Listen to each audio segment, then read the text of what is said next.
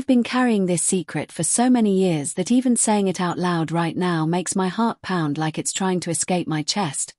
Because the truth is, the life I'm living today isn't something I chose at the beginning. It's something my own mother forced me into. And the strangest part is that the moment I finally stopped fighting it, my entire world changed. If you saw me today, you'd probably think I've always been like this. Calm, confident, comfortable in the way I dress, the way I speak, the way I move. But that's not the truth. The truth is that I used to spend every single day terrified that someone would discover who I was becoming. Because it all started with one night that I thought would ruin my life forever. I grew up in a small house where everything felt predictable. My mom was the kind of woman who noticed everything. Nothing escaped her eyes. If a chair was moved 1 inch, she knew. If my mood changed slightly, she felt it. And because of that, hiding anything from her was almost impossible. But when I was younger, there was one secret I guarded like it was the most dangerous thing in the world. Sometimes when I was alone in the house, curiosity would take over. I'd walk past my mom's closet and stop. I'd stare at the dresses hanging there, the soft fabrics, the colors, the elegance. I never understood why they fascinated me so much. I just knew that every time I looked at them, something inside my chest tightened. One afternoon, when I was certain she wouldn't be home for hours, I opened that closet. My hands were shaking so badly I almost closed it again. But I didn't. I picked up one of her long cardigans first. It felt unbelievably soft. Then I noticed a simple skirt folded on the shelf. I remember whispering to myself, just for a second. That second changed everything. Because the moment I tried it on, something strange happened. I didn't feel like I was pretending. I didn't feel like I was doing something wrong.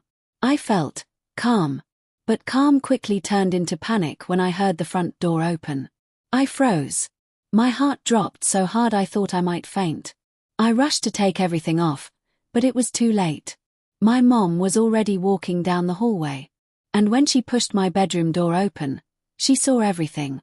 I will never forget the silence that filled the room. She looked at me standing there, holding her clothes, my face completely pale, my hands trembling like I had just been caught committing some terrible crime. I expected shouting. I expected anger. I expected disappointment. But instead, she just stared at me. Not angry. Not shocked. Just quiet. And that quiet was even more terrifying than yelling. After a few seconds that felt like hours, she slowly stepped into the room and closed the door behind her. I couldn't even look at her. My eyes were glued to the floor. Then she said something that I still remember word for word. "So this is what you've been hiding from me." My throat closed. I tried to explain, tried to say it was just curiosity, just a mistake, just something stupid I tried once, but the words wouldn't come out. I thought my life was over in that moment. But then she walked closer, picked up the skirt from my hands, and instead of taking it away, she placed it back in my arms. And she said something that confused me so deeply I didn't even understand it at first. "If you're going to wear it," she said calmly, "then at least wear it properly." That was the moment my world began to change, even though I had no idea how far that change would go. And what happened the next day was something I never could have imagined in my entire life. Because my mom didn't just discover my secret. The entire night after that moment I couldn't sleep. My mind kept replaying the scene over and over again like a broken movie stuck on the same frame. My mom standing in the doorway. The silence. The way she placed the skirt back into my hands instead of taking it away. I kept asking myself the same question again and again. What did she mean by wear it properly? Was she angry but hiding it? Was she disappointed? Was she planning some kind of punishment I didn't understand yet? I expected the next morning to feel awkward or tense, the kind of silence families fall into when something uncomfortable has happened and nobody knows how to talk about it. But when I woke up and walked into the kitchen, everything looked completely normal. My mom was making tea like she always did. The sunlight was coming through the window, the same quiet morning routine we had every day. For a moment I wondered if maybe she had decided to pretend it never happened. Maybe she thought it was just a weird phase. Maybe she hoped I would forget it too. I almost felt relief thinking about that. I sat down at the table, trying to act normal, but my hands were still shaking slightly as I picked up the cup she placed in front of me. She watched me for a second, not in a suspicious way, just thoughtfully. Then she said something that made my stomach drop again. "After breakfast, come to my room." Just those 5 words. No explanation. No emotion. And suddenly all the fear from last night came rushing back. I nodded quietly and finished eating without tasting anything. My mind kept imagining the worst possible scenarios. Maybe she was going to lecture me. Maybe she was going to tell someone else in the family. Maybe she was going to make me promise never to do something like that again. When I finally walked down the hallway toward her room, my chest felt tight with anxiety. The door was already open. She was standing near the bed holding something folded in her hands. I stepped inside slowly, feeling like I was walking into a moment that might change everything, even though I still didn't understand how. She looked at me and then held out what she was holding. It was a soft sweater. Light gray, simple, the kind of clothing she wore when she wanted to feel comfortable. For a second I didn't move. My brain couldn't process what was happening. "Try it," she said calmly. I stared at the sweater, then at her. "Mom, why?" The question came out almost as a whisper. She sighed softly, not impatient, just thoughtful, like someone choosing their words carefully. "Because yesterday you looked terrified," she said. And I realized something. I waited, my heart beating faster. "You weren't scared because of the clothes," she continued. "You were scared because you thought I would hate you for it." Hearing that made my throat tighten. I didn't know what to say because she was right. That was exactly what I had been afraid of. She placed the sweater on the bed beside me. "So today," she said gently, "we're going to stop pretending this is something evil or shameful." My mind was spinning. I picked up the sweater slowly, feeling the soft fabric between my fingers. My hands were still trembling. When I looked back at her, she wasn't judging me. She wasn't angry. She was just watching quietly, like a parent trying to understand their child instead of controlling them. "Go on," she said softly. "You don't have to hide in this house." That sentence hit me harder than anything else she had said. Because for years I had felt like I needed to hide parts of myself from everyone. And now my own mother was telling me that maybe I didn't have to. I turned slightly away and carefully pulled the sweater over my head. The fabric settled around my shoulders. It felt warm, strangely comforting. I expected her to laugh or say something awkward. But she didn't. Instead she nodded slowly, almost like she was confirming something to herself. Then she walked to her closet and opened it again. My heart skipped when I saw the rows of clothes inside. She looked back at me with a calm expression and said something that would start a chain of events neither of us could fully predict at the time. "If you're going to explore who you are," she said quietly, "then I'm not letting you do it alone." And that was the moment I realized my mother hadn't just discovered my secret. She had decided to guide me through it. But what neither of us understood yet was how deeply this decision would change both of our lives. Because the next step she took was something I never saw coming, and it would bring someone new into my life who would change everything. For the next few days, my life started to feel like something unreal was happening around me, and I was the only one who didn't fully understand it yet. Nothing dramatic happened at first. There were no big speeches, no emotional confrontations, no sudden changes that turned my world upside down overnight. Instead, everything shifted slowly, quietly, almost gently, and that somehow made it even more confusing. My mom never forced anything in a harsh way. She didn't demand that I wear anything or behave differently. But she also didn't ignore what had happened that night. Instead, she began doing small things that made it clear she had made a decision about how she wanted to handle this part of my life. One evening while we were sitting in the living room watching television, she casually placed a small shopping bag beside me on the couch. I looked at it, then at her. She kept her eyes on the screen like it was the most normal thing in the world. "Open it," she said calmly. My hands felt heavy as I picked it up. Inside was a simple outfit. Nothing flashy, nothing dramatic. Just soft clothes that looked comfortable and neat. I didn't know what to say.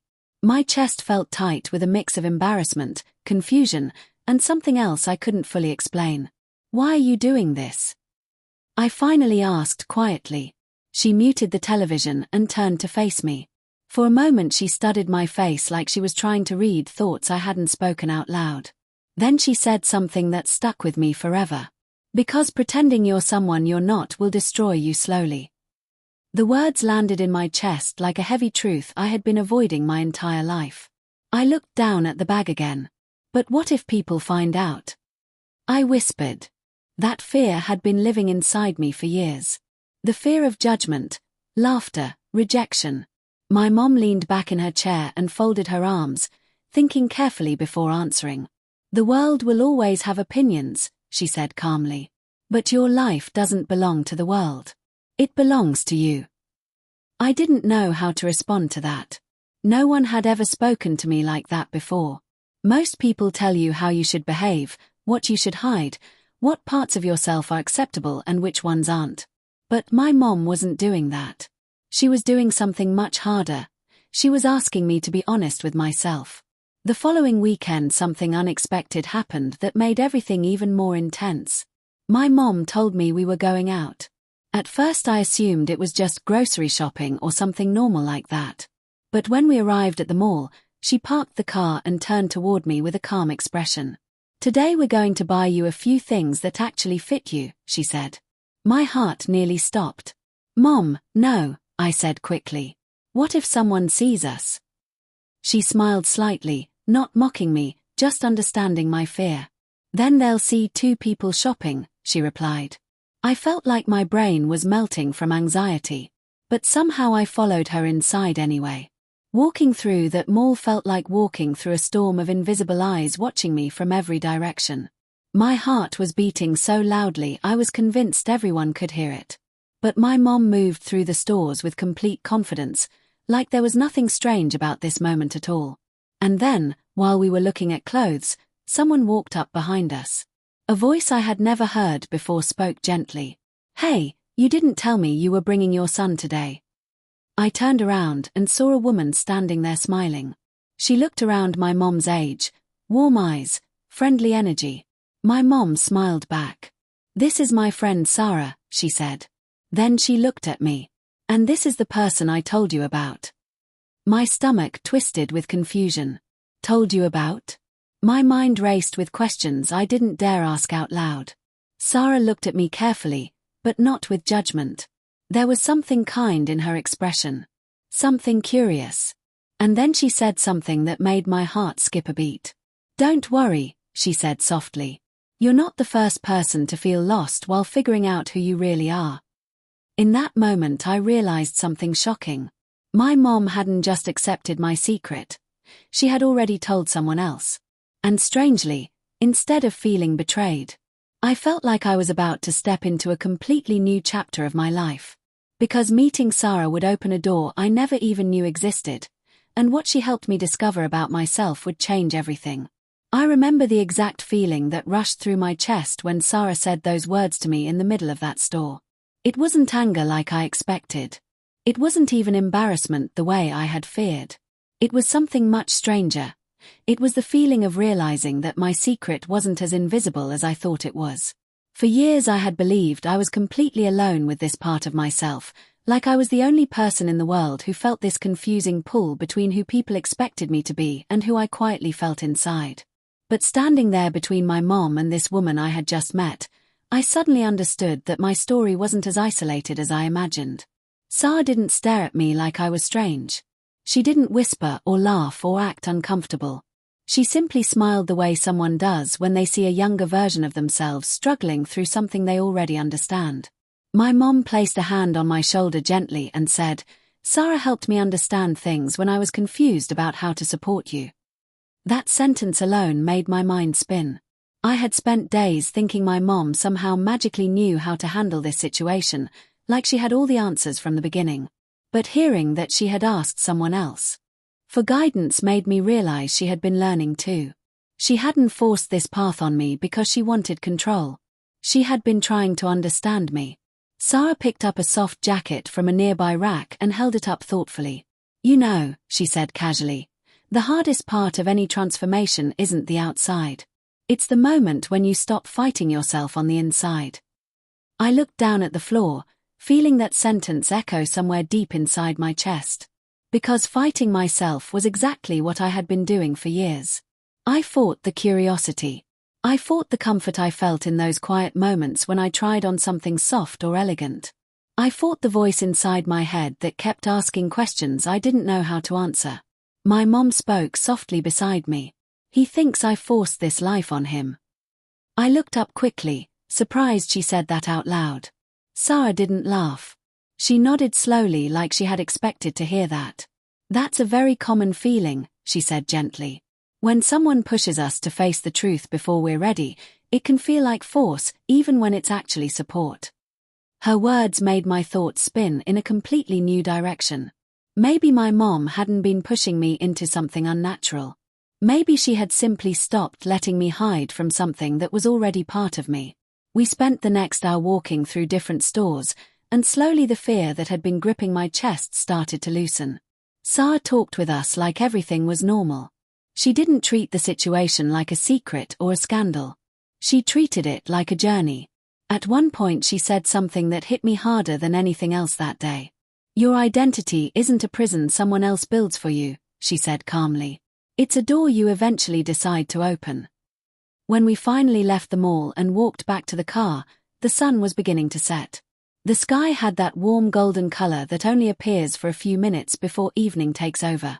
I sat quietly in the passenger seat while my mom started the engine. My mind felt heavy with thoughts and emotions I had never allowed myself to explore before. After a few minutes of silence, I looked at my mom and asked the question that had been sitting in my heart since the beginning. "Why didn't you get angry when you found out?" She glanced at me, then back at the road. "Because I saw fear in your eyes," she said quietly. "And I realized you had probably been carrying that fear alone for a very long time." Hearing that made something inside me crack open.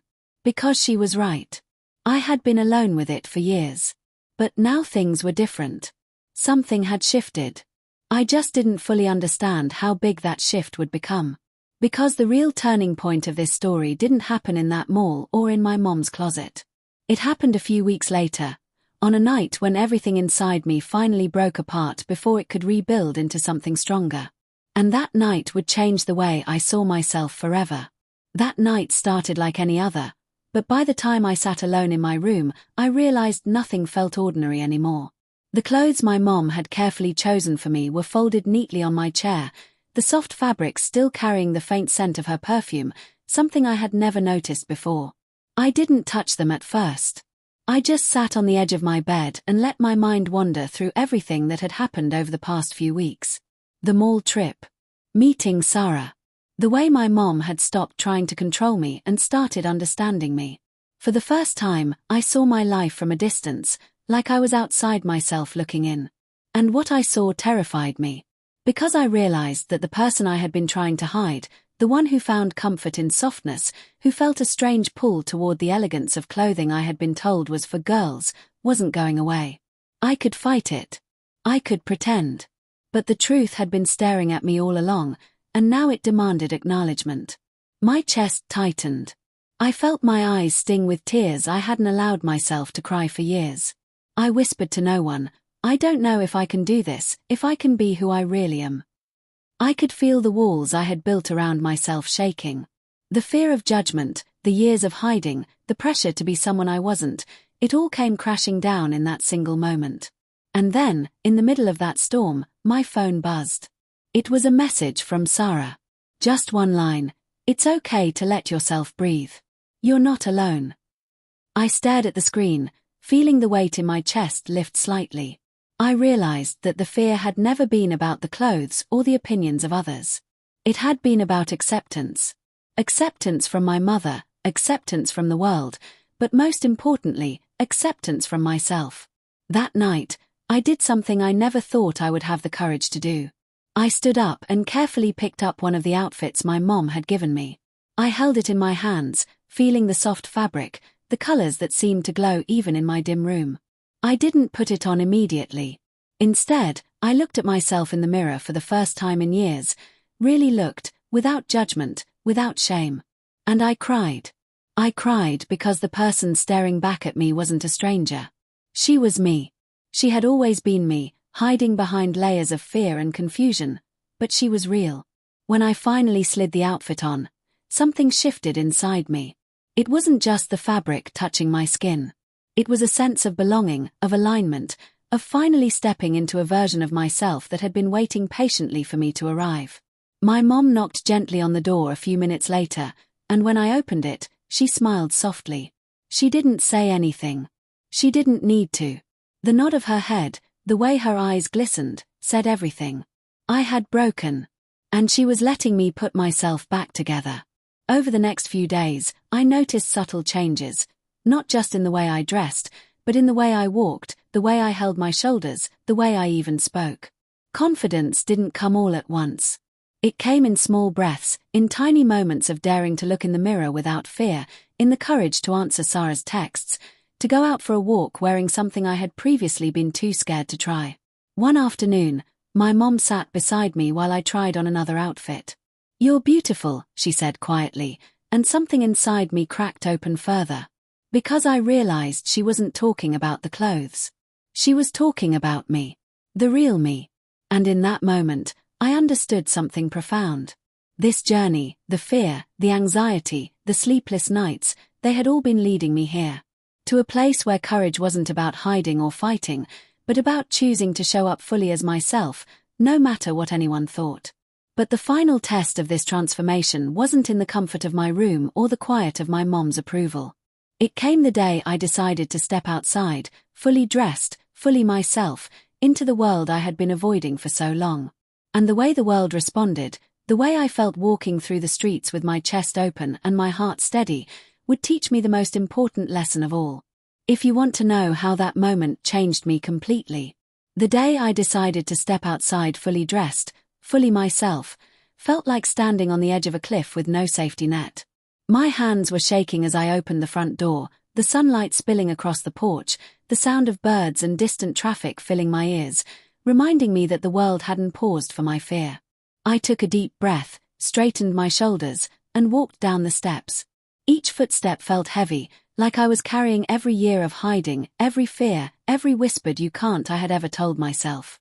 And yet, each step also felt lighter, as if with every movement I was leaving some part of that fear behind. When I reached the street, something unexpected happened. People passed by, some glancing curiously, some not noticing at all. And in that moment, I realized the truth. The world wasn't as terrifying as I had imagined. It had been my own mind, magnifying judgment, painting shadows where there were none. My mom and Sarah had taught me this in quiet ways, but now I could feel it in my own body, in my heartbeat, in the way the sunlight warmed my face.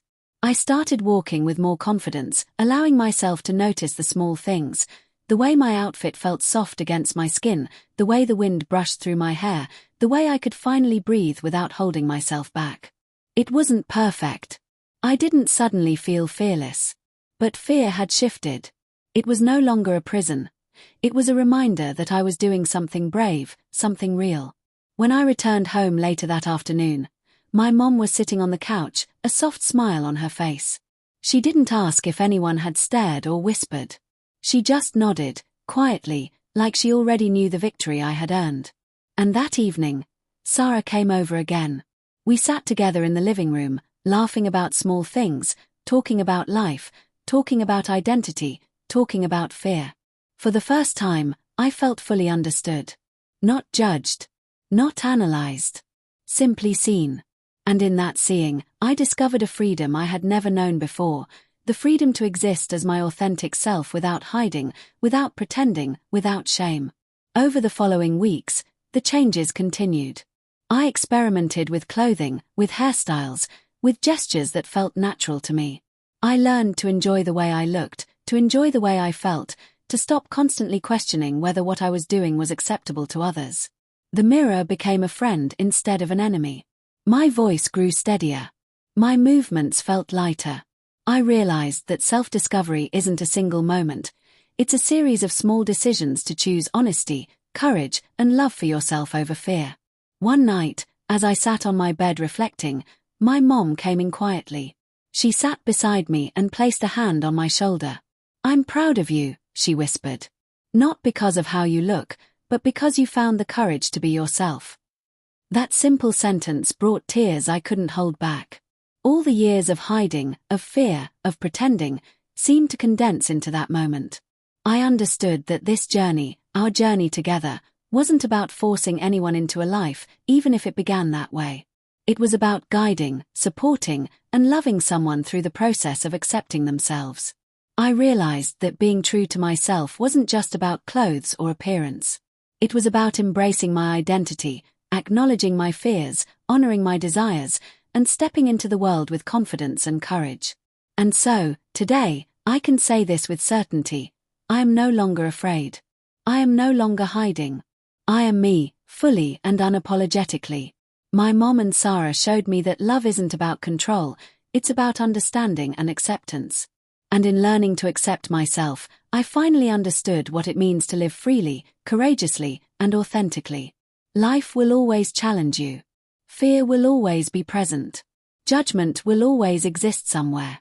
But the moment you stop hiding, the moment you look in the mirror and say, "This is who I am," is the moment everything changes. I carry my secret no longer. I carry my truth instead. And it is beautiful, it is powerful, and it is mine. So if you've ever felt afraid to be yourself, remember this: courage isn't the absence of fear. Courage is choosing to exist authentically despite it. And that choice can change everything.